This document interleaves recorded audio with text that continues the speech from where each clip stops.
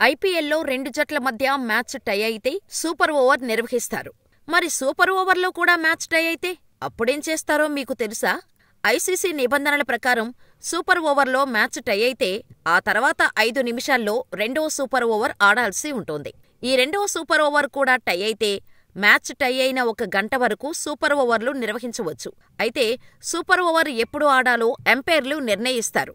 అయితే super over rules ప్రకారం తొలి సూపర్ ఓవర్లో బౌలింగ్ చేసిన బౌలర్ రెండో సూపర్ ఓవర్లో వేయకూడదు. ఒక్కసారి బౌలింగ్ చేస్తే మరో సూపర్ ఓవర్ వేసేందుకు అవకాశం లేదు.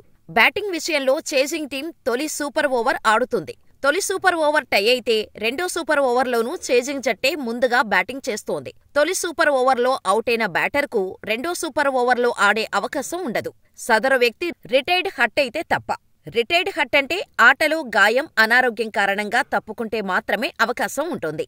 ఇక సూపర్ ఓవర్ ప్రారంభమయ్యే ముందే 3 బ్యాటర్ల వివరాలను అంపైర్లకు చెప్పాలి. అలా చెప్పినవారు మాత్రమే బ్యాటింగ్ చేయాలి. సూపర్ ఓవర్లో 2 వికెట్లు కోల్పోతే ఆలౌటైనట్టే.